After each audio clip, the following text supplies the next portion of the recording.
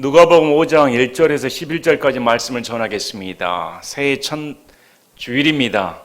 하나님께서 본문 말씀을 통해 우리에게 크신 은혜를 주시기를 기도합니다. 그래서 무슨 말씀으로 전할까? 새해 첫 출발인데, 그래서 오늘 말씀 제목을 내 인생의 새 출발. 본문에는 시몬 베드로가 나옵니다. 예수님께서 베드로를 부르시는 장면이 나옵니다. 이제 자신의 개인적인 삶에서 베드로의 일생은 예수님을 따르는 제자의 삶으로 변화되는 사건입니다. 새 출발하게 되었다는 겁니다. 우리 인생도 늘 새해가 다가오면 새로운 마음가짐을 갖습니다. 다짐을 해봅니다. 그런데도 한 해가 훌쩍 지나가 버립니다. 작년을 생각해 보면 뭘 했는가 아쉽기만 합니다. 올해는 나는 어떤 각오를 다져야 될까? 그래서 본문 말씀을 보시면서 다시금 내 삶 가운데 찾아와 주신 예수님이라면 나는 모든 것을 버리고 쫓을 수 있다. 본문에 보면 시몬 베드로가 모든 것을 버리고 주님을 쫓아갑니다. 주님의 부르심에 응답하는 장면이 나옵니다. 왜 이렇게 시몬 베드로가 예수님을 쫓아가는 삶을 택하게 되었을까? 본문을 다시 새롭게 한번 살펴보고자 합니다. 5장 1절에 사람들이 그분께 몰려와 하나님의 말씀을 들으려 할 때 그분께서는 게네사렛 호숫가에 서서, 예수님은 당시 많은 인기가 있었던 모양입니다. 수많은 사람들이 예수님을 떠나고 싶지 않았습니다. 몰려들었습니다. 한 말씀이라도 더 그분으로부터 듣고자 모였다는 겁니다. 갈릴리 호숫가입니다. 게네사렛 호숫가. 거기에 예수님께서 계셨는데 배 두 척이 호숫가에 세워져 있는 것을 보시니,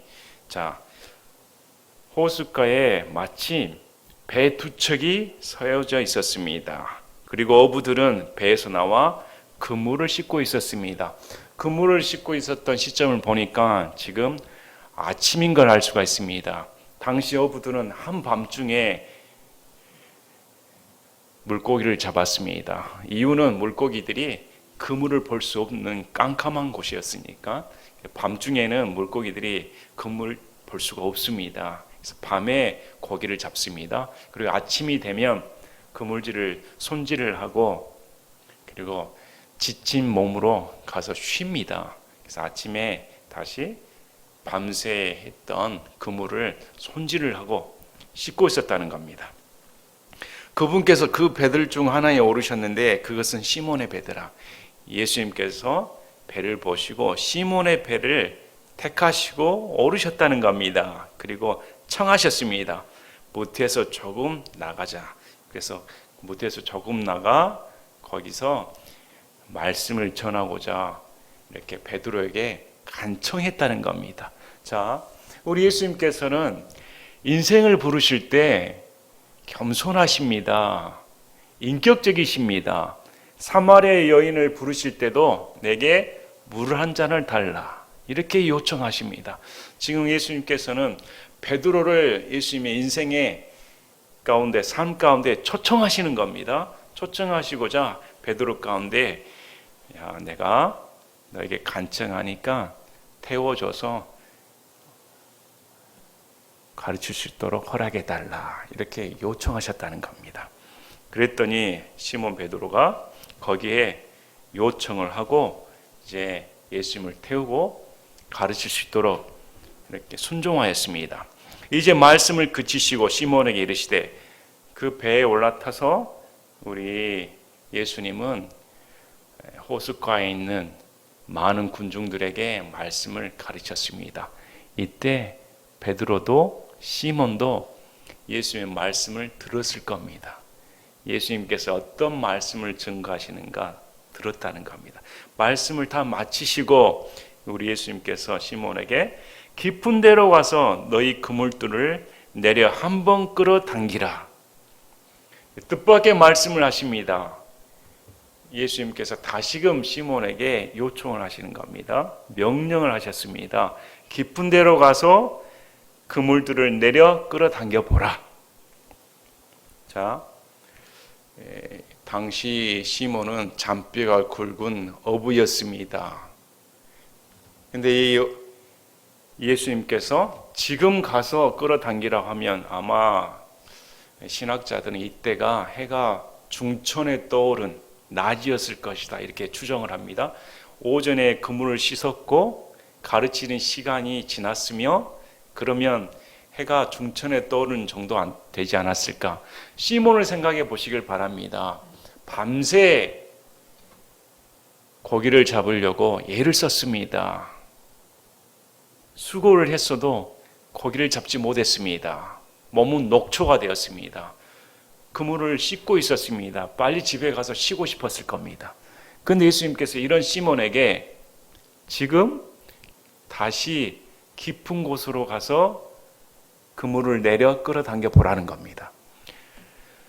고기 잡는 것은 한밤중에 하는 겁니다. 지금 해가 떠오르는 마당에 고기를 잡을 수는 없습니다. 또 고기들이 모이는 곳에서 잡는 것이지 깊은 곳에 가서 잡는 것은 아닙니다. 여러 가지 상황이 맞질 않습니다. 다른 사람들은 어떻게 봤을까요? 동료 어부들은 어떻게 봤을까요? 동네 사람들은 어떻게 여겼을까요? 예수님께서 말씀하신 것이 이성을 초월하는, 상식을 초월하는 말씀인 겁니다. 그런데 5절 말씀을 보니까 시몬이 응답하여 그분께 이르되 선생님이여 우리가 밤새도록 수고하였어도 아무것도 잡지 못하였으나 그럼에도 불구하고 선생님의 말씀에 따라 내가 그물을 내리리다. 인생의 결단의 순간이 다가왔습니다. 예수님의 말씀에 순종할 것인가 거부할 것인가. 시몬 베드로의 인생 가운데 가장 중요한 순간이 다가온 겁니다. 예수님께서 명령을 내리신 겁니다. 할 것인가 말 것인가. 베드로는 선택해야 됐습니다. 이 명령에 순종할 것인가 말 것인가. 그런데 선생님이여 이렇게 말합니다. 어부로서의 선생은 예수님보다 베드로입니다. 시몬입니다. 예수님은 어부 출신이 아닙니다. 베드로는 어부 출신입니다. 그런데도 선생님이여 이렇게 말씀을 하는 겁니다. 여기서 보면 베드로는 예수님을 주여 부르질 않습니다. 선생님이여 이렇게 말씀을 합니다. 선생님이여 내 생각과 맞지는 않은데 밤새도록 수고했습니다. 잡지 못했습니다. 이제 와서 뭐 어떻게 잡는다는 말입니까? 해는 떠 있고 바다 한가운데 가서 잡는다니요. 물고기 한 마리도 없습니다. 그물에 걸린 물고기 한 마리도 없단 말입니다. 주위에 동료 있는 어부들이 비웃겠습니다. 뭐 하냐고.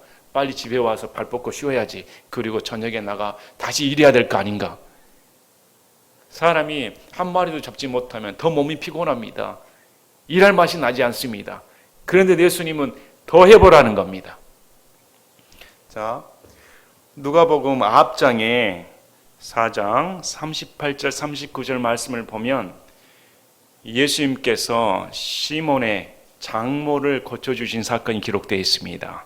시몬의 장모가 고침을 받는 사건은 공관복음서 마태, 마가, 누가복음에 다 기록된 사건입니다. 중요한 사건인가요? 베드로의 장모가 고침을 받았다는 겁니다. 시몬은 알았습니다. 이 예수님께서 어떤 질병도 고침을 받는 걸 알았다는 겁니다. 자신의 장모가 고침을 받았는데 순간적으로 열병이 떠나가고 예수님께서 이렇게 세워졌는데 그걸 알았습니다. 또 말씀을 들었습니다. 이분이 선생님이란 걸 알았습니다. 수많은 사람들이 예수님께 몰려왔습니다. 그래서 베드로도 주목했을 겁니다. 자신의 생각과 다르지만 자신이 현실에 처해진 것과 다르지만 예수님의 말씀이라면 기꺼이 순종하겠습니다. 여러분에게는 내 생각과 다르게 예수님께서 명령하신다면 순종할 만한 믿음이 있으십니까? 이건 안 됩니다. 무슨 말씀입니까? 예수님 내 처지를 모릅니까? 이건 법에 어긋나는 일입니다. 상식에 어긋나는 일입니다. 그런데 저보고 도전하라는요. 그러나 그 순간의 선택이 시몬의 일생을 뒤바꿔버린 사건이 되었습니다. 그럼에도 불구하고 선생님의 말씀에 따라 내가 그물을 내리리다. 여기서까지는 인격적인 예수님과의 만남이 없었습니다. 병 고침을 가까운 지인이 고침받는 사건을 통해 예수님의 능력도 보았습니다. 또 예수님의 말씀의 권능이 얼마나 컸던지 수많은 인파가 몰리는 것도 보았습니다. 하지만 개인적으로 베드로가 예수님께서 행하시는 예수님과 인격적인 교제는 없었다는 겁니다. 그래서 이제 예수님께서 초청하시는 겁니다. 그리고 베드로는 기꺼이 순종하겠습니다. 해보겠습니다. 이랬습니다. 그들이 이 일을 행하니 심히 많은 물고기가 잡혀 그들의 그물이 찢어지니라. 예상치 못한 일이 벌어졌습니다. 한 마리도 잡지 못했는데 잡을 수 없는 마당에 그물이 찢어질 정도로 심히 많은 물고기가 잡히게 되었다는 겁니다. 얼마나 많았던지 다른 방에 있는 동료들을 불렀습니다. 도와주라고 했습니다. 그래서 2배에 가득 담았던 이 배마저 가라앉기 시작했다는 겁니다. 너무 많아서 사람들이 다 놀랐습니다. 어떻게 이런 일이 벌어질 수가 있는가? 자, 이러할 때 8절 말씀을 보시길 바랍니다. 시몬 베드로가 그것을 보고 예수님의 무릎 앞에 엎드려 이르되 오 주여 내게서 떠나소서 나는 죄 많은 사람이다 하니. 때로는 성경 말씀 하나하나가 그냥 기록된 것이 아니고 의미를 부여하는 경우가 있다는 겁니다. 여러분 여기 눈치채셨습니까? 시몬에 대한 명칭이 달라졌다는 겁니다. 이전까지는 시몬 이름 그대로였습니다. 시몬이. 근데 여기는 어떻게 나옵니까? 누가는 이 점을 놓치질 않습니다. 시몬 베드로. 베드로라는 이름을 붙여주는 겁니다. 인생이 변화되는 시점이었던 겁니다. 예수님께서는 시몬을 부르시고 이제 개발하라. 너는 베드로라 불러주겠다. 반석이다. 이렇게 인생의 의미를 부여해 주었습니다. 그 의미의 순간이 지금 찾아왔다는 겁니다. 시몬 베드로가 이제 선생님이라 부르질 않습니다. 어떻게 부릅니까? 오 주여! 나의 하나님이란 뜻입니다. 내 인생 가운데 찾아와 주시고 나를 불러주셔서 내 눈을 열어주신 분이 내 하나님, 오 주여. 수많은 사람들이 예수님을 쫓아다닙니다. 수많은 사람들이 예수님을 믿고자 말씀을 듣고자 오는 겁니다. 그러나 진정 예수님과의 이렇게 인격적인 만남은 드물다는 겁니다. 이런 기적을 체험하고 베드로는 장모의 기적을 체험했습니다. 그런데도 그때 나는 죄 많은 사람입니다. 이런 말을 하지 않았다는 겁니다. 그러나 자신의 배에 예수님이 타 올라 한 배에 탄 삶을 살게 되었습니다. 거기서 예수님의 행하신 능력의 말씀, 순종했던 그 기적의 역사를 체험하고 베드로가 느꼈다는 것이 이분은 하나님이시다. 이분이 진짜 하나님이시구나. 이렇게 느꼈다는 겁니다. 그리고 하는 말이 오 주여 내게서 떠나소서 나는 죄 많은 사람입니다. 뭘 느꼈다는 겁니까? 기적을 보고 깜짝 놀랐습니까? 기적 그 자체에 충격을 받았습니까? 그게 아닙니다. 기적을 베푸신 예수님을 알아봤다는 겁니다. 떠나소서 이 말을 합니다. 배에 있었습니다. 이분은 하나님이셨습니다. 이 하나님 존존 앞에 서 있는 자신의 모습을 보니까 너무 무가치하다는 겁니다. 나 같은 죄 많은 사람이 이런 거룩하신 하나님 앞에 같은 배에 타 있을 수가 없다는 겁니다. 견뎌낼 수가 없다는 겁니다. 인생이 예수님을 만나면 그렇게 되는 겁니다. 인생이 예수님을 인격적으로 만나면 너무 거룩하신 예수님 앞에 무릎을 꿇을 수밖에 없는 겁니다. 여기서 예수님께서 그래 너는 죄인이야 이런 말 하지도 않습니다. 왜 하실 필요가 없는 겁니다. 우리 같은 죄 많은 인생은 예수님께서 지목해 줄 필요가 없습니다. 빛 가운데 나가자마자 느끼는 것이 나는 더럽습니다. 나는 죄 많은 사람입니다. 견뎌낼 수가 없습니다. 우리 욥기서 말씀에도 나옵니다. 욥기서 1장 8절에 주께서 사탄에게 이르시되 내가 내 종 욥을 깊이 살펴보았느냐? 그와 같이 완전하고 곧바르며 하나님을 두려워하고 악을 멀리하는 자가 땅에 없느니라 하시니라. 하나님께서 사탄에게 자랑하셨습니다. 욥 봐라, 얼마나 나를 잘 섬기는지. 그는 완전하다, 의롭다, 이렇게 평했습니다. 그런 욥이었습니다. 그런 욥이 자신에게 징계가 내려지고 수많은 핍박과 어려움이 닥쳐왔을 때 과연 내가 무슨 죄를 저질렀을까? 어떻게 하나님께서 나를 이렇게 모질게 대하실 수가 있을까? 이런 마음을 품었습니다. 이럴 때 하나님께서 욥에게 나타나 주셨습니다. 그리고 마지막 장에 욥이 고백을 하는 겁니다. 욥기 42장 1절, 2절, 3절, 4절, 5절, 6절을 보면 욥이 주께 응답하여 이르되 욥기 42장 6절에 근업으로 내가 내 자신을 몹시 싫어하고 티끌과 재 속에서 회개하나이다 하니라. 내가 귀로 듣는 것을 통해 주께 대하여 들었사오나 이제는 내 눈으로 주를 배옵나이다.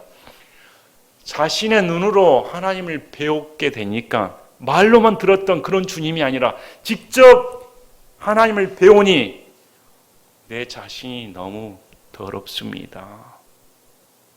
추합니다. 싫다는 겁니다. 티끌과 재 속에서 저는 회개합니다. 하나님을 만나면 이렇게 되는 겁니다. 또 이사야도 마찬가지입니다. 이사야 6장 5절에 왕자에 앉으신 주 하나님, 여호와 하나님, 바로 예수님이십니다.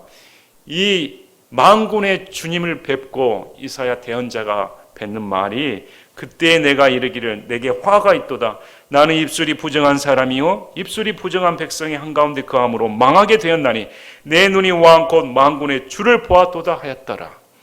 만군의 왕 주를 뵙게 되니 망하게 되었다. 그래서 지옥 가는 사람들은 핑계할 수가 없습니다. 이렇게 말을 합니다. 예수님께서 정죄하시기 전에 예수님의 빛을 감당할 수가 없습니다. 지옥 가도 마찬가지입니다. 이렇게 된다는 겁니다. 시몬 베드로가 빛 되신 예수님, 거룩하신 예수님, 하나님이신 그분을 자신의 배에 오르신 그분을 뵀을 때, 오 주여, 내게서 떠나소서. 나는 죄 많은 사람입니다. 감당할 수가 없습니다. 이게 베드로라는 이름이 붙여진 그 시몬의 일생에서 베드로의 삶으로 변화되는 순간입니다. 여러분, 예수를 만난 적 있으십니까? 수많은 사람이 기적을 보고 예수를 믿는다고 아닙니다. 그러나 그건 인격적인 교제가 아닌 겁니다. 베드로처럼 예수님을 정말 거룩한 하나님이십니다. 나는 죄인입니다. 내게서 떠나시길 바랍니다. 정말 베드로가 떠나길 바랬을까요? 그런 의미가 아닙니다. 감당하지 못하겠다는 겁니다. 정말 주님을 좋아하고 사랑하는데 감당할 수가 없습니다. 이렇게 고백하는 겁니다. 이는 그와 또 그와 함께한 모든 사람들이 자기들이 잡은 물고기를 끌어당겨 놓은 말미암아 놀랐기 때문이더라. 상상할 수 없는 기적의 역사가 베풀어진 걸 보고 이것은 하나님께서 하시지 않고서는 일어날 수 없는 일이다. 이런 기적을 베푸신 예수님이 하나님이시다. 고백했다는 겁니다. 세베대의 아들들로서 시몬의 동료인 야고보와 요한도 놀랐더라. 예수님께서 시몬에게 이르시되 두려워하지 말라. 이제부터는 내가 사람들 낚으리라 하시니라. 자, 베드로의 다른 감정이 있습니다. 그건 두려움입니다. 예수님을 만나면 두려워해야 되는 겁니다. 죄에 대한 두려움이 들어와야 되는 겁니다. 거룩하신 주님, 심판자이신 주님 앞에 자신의 죄가 들통나는 그 두려움을 경험해야 되는 겁니다. 베드로는 벌벌 떨었다는 겁니다. 두려워했다는 겁니다. 그래서 예수님께서 두려워할 필요가 없다는 겁니다. 두려워하지 말고 내가 이제 이 물고기를 잡는 평범한 어부의 인생이 아닌 수많은 지옥 가는 영혼들을 낚아 하나님 왕국에 들어가게 하는 진짜 어부의 삶을 살게 해주겠다. 약속의 말씀을 주신 겁니다. 이 말씀을 듣고 그들이 자기들의 배들을 무태에 두고 모든 것을 버린 채 그분을 따르니라. 베드로 형제, 세베대 아들 야고보와 요한이 모든 것을 버려둔 채, 모든 것입니다. 시몬은 가정이 있었습니다. 아내가 있었습니다. 그런데 다 버렸다는 겁니다. 자신의 삶, 모든 것을 버려두고 예수님을 따라갔더라. 이것이 지금 본문에 시몬이라는 일생이 자신의 삶 가운데 찾아와 주신 예수님을 통해 이제 사람을 낚는 어부의 인생으로의 새 출발을 하게 된 그런 기사가 적혀져 있습니다. 이런 이유가 뭡니까? 이런 만남의 첫 단추가 뭡니까? 나는 죄 많은 사람입니다. 주님은 나의 구원자가 되어 주십니다. 이제 주님은 나의 선생님이 아니라 오 주여 나의 하나님이십니다. 이제 모든 것을 주님께 맡길 수가 있다는 겁니다. 하나님이신 그분이 나를 쫓으라 하니 모든 것을 버려두고 그분께 가도 이 하나님께서 자신의 모든 것을 책임져 주신다는 겁니다. 그래서 인생의 새 출발점이 기록되어 있습니다. 반면에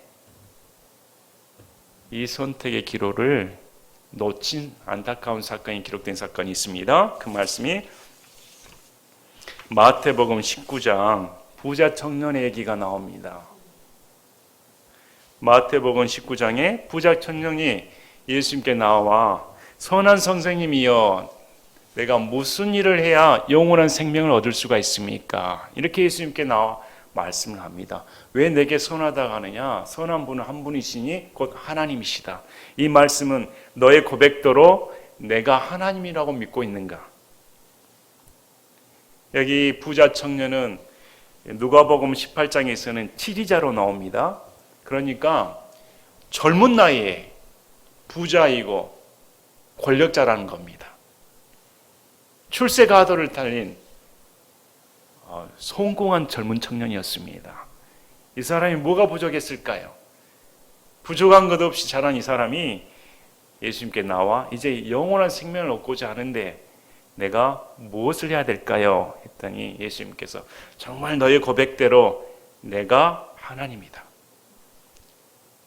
선한 선생님 곧 내가 하나님이다. 그래서 이 명령을 지키면 영원한 생명을 얻을 수가 있는데 10계명 중에 인간과의 계명이 6계명 중에 5계명을 말씀을 해 주십니다. 그랬더니 이 5계명은 제가 다 지키고 있습니다. 정말 훌륭한 청년입니다. 어떻게 부자에다가 치리자에다가 얼마나 자기 관리를 했던지 계명에도 철저히 지켰다는 겁니다. 그리고 누가복음 18장 23절에는 이가 큰 부자다. 또 마가복음 10장 21절에는 예수님께서 그를 사랑하셨다 이렇게 말씀합니다. 사랑하셔서 이제 내게 부족한 것이 한 가지가 있는데 이것을 지키면 된다는 겁니다. 그게 네 소유를 전부 팔아 가난한 자들에게 줘라. 그리하면 내 보화가 하늘에 있으며 이제 나를 쫓을 수 있다는 겁니다. 그렇게 하라는 겁니다. 자, 인생의 선택의 갈림길이 왔습니다. 부자였습니다. 청년이었습니다. 이 예수님의 말씀에 순종했더라면 예수님께서 네 소유의 전부를 팔아라. 팔았더라면 예수님을 쫓았더라면 단순히 부자, 청년, 치리자 이름 대신에 그의 이름이 성경에 기록되었을 겁니다. 그런데 그는 부자로 남고 싶었습니다. 치리자로 남고 싶었습니다. 이 모든 것을 예수님을 대신해서 버릴 수가 없다는 겁니다. 슬퍼하며 근심하고 떠났더라. 이렇게 성경 기록을 합니다. 슬퍼했습니다. 마음의 갈등이 심했다는 겁니다. 너무 부자여서 이걸 포기할 수가 없었다는 겁니다. 여기서 오해하지 말아야 할 게 이단들이 이런 걸 잘 사용을 합니다. 예수님을 따르려면 다 전 재산 내놔라. 그런 표현의 말씀이 아닙니다. 지금 이 부자 청년의 걸림돌이 탐심이라는 겁니다. 그래서 예수님께서는 마지막 계명을 말씀해 주시는 겁니다. 10번째 계명은 내 이웃의 것을 탐내지 말라는 말씀입니다. 이 탐심의 문제가 너에게 있다는 겁니다. 이걸 버리고 나를 쫓으라. 그런데 탐심의 문제를 버릴 수가 없었다는 겁니다. 마태복음 6장 24절에 우리 예수님께서 이렇게 말씀합니다. 아무도 두 주인을 섬길 수 없나니 이는 그가 이 주인을 미워하고 저 주인을 사랑하거나 혹은 이 주인을 떠받들고 저 주인을 없이 여길 것이기 때문이라. 너희가 하나님과 만몬을 겸하여 섬길 수 없느니라. 재물과 하나님을 동시에 섬길 수 없다는 겁니다. 하나님을 선택하든지 재물을 선택하든지 두 가지 중에 하나이지 재물도 신뢰하고 하나님을 신뢰하고 안 된다는 겁니다. 만약에 이 말씀을 따라 오늘날 적용을 해서 전부 다 갖다 바치시길 바랍니다. 이렇게 되면 교회가 존속이 될까요? 그런 말씀이 아니라는 겁니다. 또 모든 것을 버리라고 하니까 그러면 가정 버리고 내 직장 버리고 예수님을 쫓는 사람만이 구원받을 수가 있습니까? 이런 말씀도 아니라는 겁니다. 여기는 부자 청년에게 너의 탐심의 문제를 버리지 아니하면 나를 쫓을 수가 없다. 거기다가 마가복음 10장 21절에는 재물을 가난한 자들에게 도와주고 그리고 와서 십자가를 지고 나를 따르라 이렇게 명령을 내리십니다. 부자 청년이 지금으로 말하면 주식 부자인데 주식을 다 팔란 말입니까? 내가 지금 치리자로서 훌륭한 지위를 누리고 있는데 이걸 다 버릴 수가 있단 말입니까? 그리고 나보고 십자가를 지고 따르라니요. 수치의 상징, 멸시의 상징, 고난의 상징인 십자가를 젊은 내가 그걸 버릴 수가 있다니 못하겠다는 겁니다. 여러분 하실 수가 있습니까? 인생의 중요한 순간이었습니다. 가장 시험거리가 되었습니다. 그래서 이 부자 청년이 예수님을 선택하지 않고 자신의 길로 가버렸습니다. 그래서 우리 예수님께서 부자가 하나님 왕국에 들어가는 것은 낙타가 바늘귀 들어가는 것보다 어렵다는 겁니다. 그 정도로. 그래서 제자들이 깜짝 놀랐습니다. 그러면 누가 구원받겠습니까? 그렇게 말씀하시면 구원받을 사람이 한 명도 없는 거 아닙니까? 이 부자 청년을 보았더니 계명도 잘 지켰습니다. 부자입니다. 부자는 당시 유대인의 입장에서는 복의 상징이었습니다. 하나님을 잘 믿는 상징이었습니다. 하나님을 잘 믿으니까 복을 받아 저렇게 부자가 됐는데 천국에 못 가다니요. 그래서 예수님께서 이렇게 말씀합니다. 사람에게는 불가능하나 하나님께는 불가능한 것이 없다. 무슨 말입니까? 우리의 노력, 우리의 의지 이걸로는 천국 갈 사람 한 명도 없다는 겁니다. 하나님의 은혜로 구원받는다는 겁니다. 그리고 약속의 말씀을 줍니다. 이 현 세대에서 나를 위해 모든 것을 버린 자는 앞으로 다시 나게 하는 때 예수님께서 재림하실 때에 천년왕국에서 하나님께서 보상해 주신다는 겁니다. 이런 보상의 삶을 누리게 해주겠다. 약속의 말씀을 주십니다. 두 가지 면을 봤습니다. 시몬 베드로는 자신의 이성에 반대된다 할지라도 주님의 말씀에 순종했습니다. 그러나 부자는 자신의 재산이 걸림돌이 되어 하나님을 쫓지 못했다는 겁니다. 오늘날 교회도 마찬가지입니다. 오늘날 교회 성도들에게 뭘 가르쳐야 될까요? 새해 복 많이 받으라고 하니까 돈을 많이 벌게 해주시길 바랍니다. 주의를 누리게 해주시길 바랍니다. 이렇게 예수님께서 복을 주셨습니다.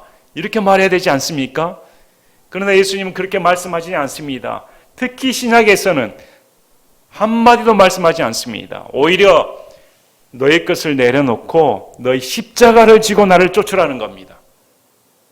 이것이 신약 성도들에게 향한 명령의 말씀입니다. 자, 우리가 베드로를 불러주신 예수님의 명령을 들었습니다. 예수님의 명령을 듣고 베드로가 모든 것을 버리고 쫓았다고 했습니다. 그러나 과연 모든 것을 버리고 쫓았을까요? 누가복음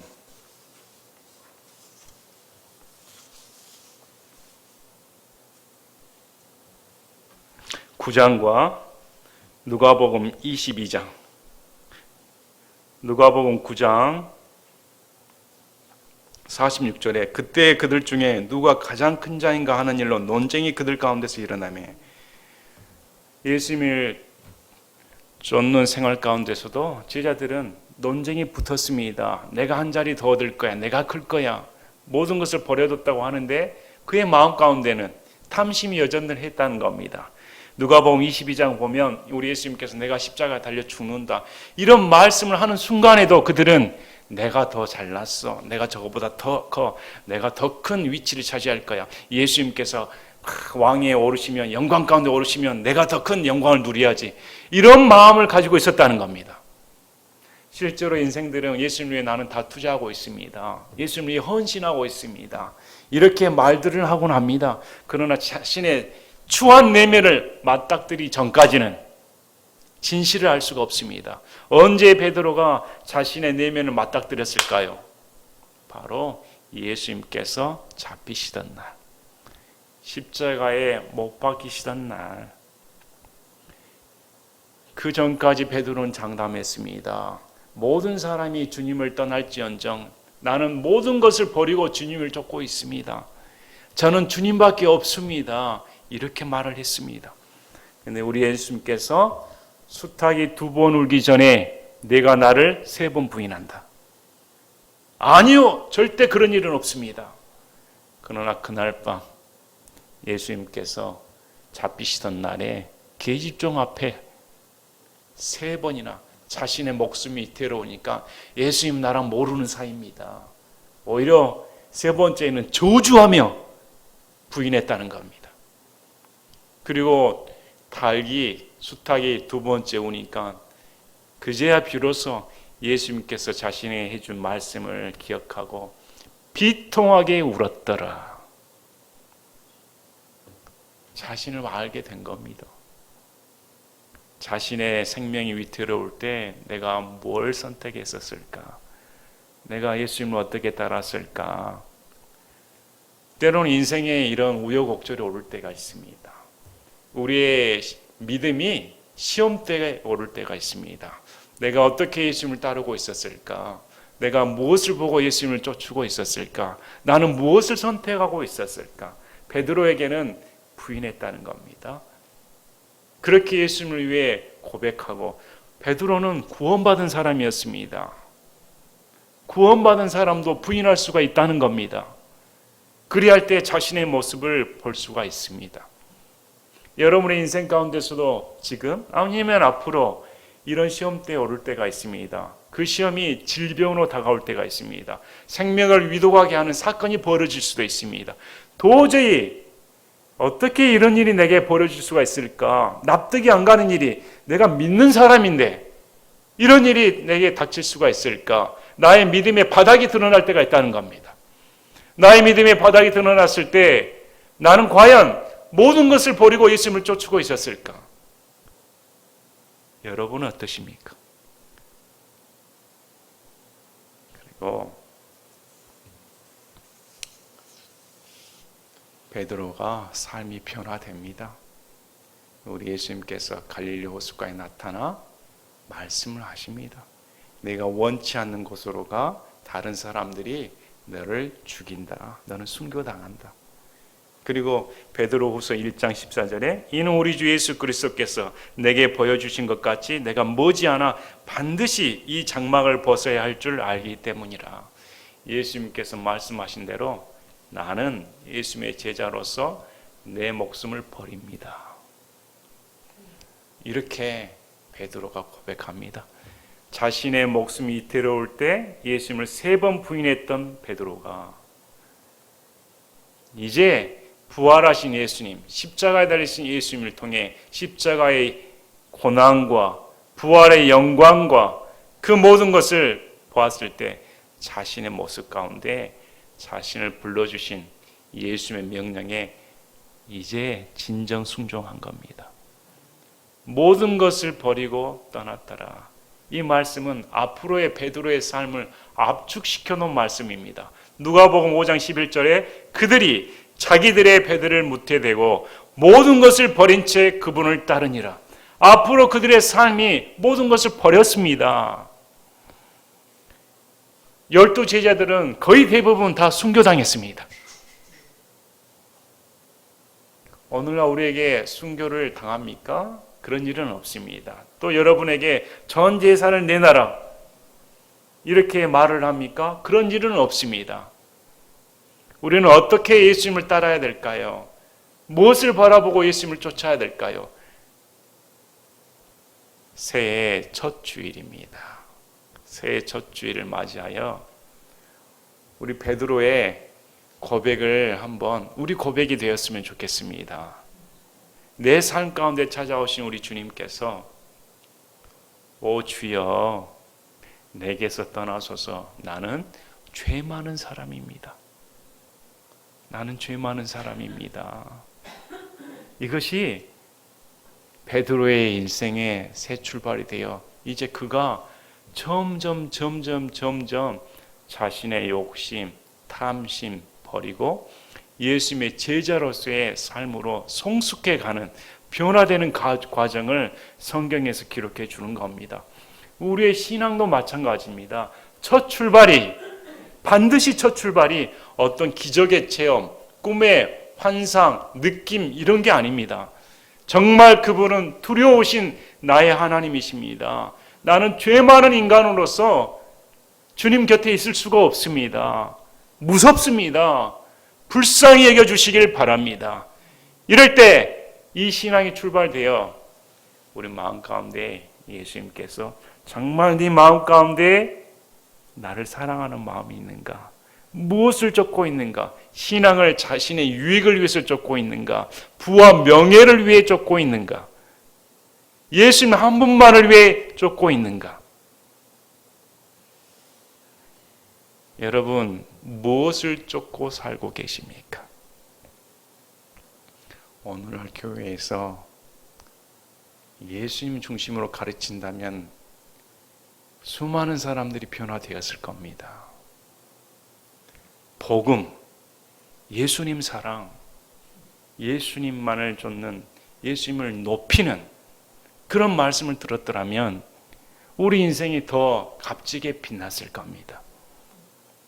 저는 베드로가 참 부럽습니다. 이렇게 예수님으로부터 초청을 받고 자신의 삶 가운데 우여곡절이 있었는데 하나님의 은혜 가운데 이제 목숨까지 아끼지 않고 문자 그대로 모든 것을 버릴 채로 주님을 위해 희생하는 참 자신의 십자가를 지는 그런 모습을 보고 참 부럽기도 합니다. 반면에 우리 가운데서도 부자 청년의 모습을 볼 수 있습니다. 예수님을 쫓기에는 내 시간이 아깝다. 예수님을 쫓기에는 내 지위를 버릴 수가 없어. 예수님을 쫓기에는 내 돈이 아까워. 헌신하지는 않습니다. 중요한 인생의 순간을 놓쳐버린 경우가 얼마나 많습니까? 다시금 오늘 말씀을 통해 결단하시는 여러분이 되시길 바랍니다. 내가 우리 예수님을 위해서라면 모든 것을 버릴 수가 있다. 예수님을 위해서라면 나의 모든 것을 버리고 오직 주님만을 위해 살겠다. 이렇게 결단하는 여러분이 되시기를 진심으로 바랍니다. 제가 기도하고 마치겠습니다.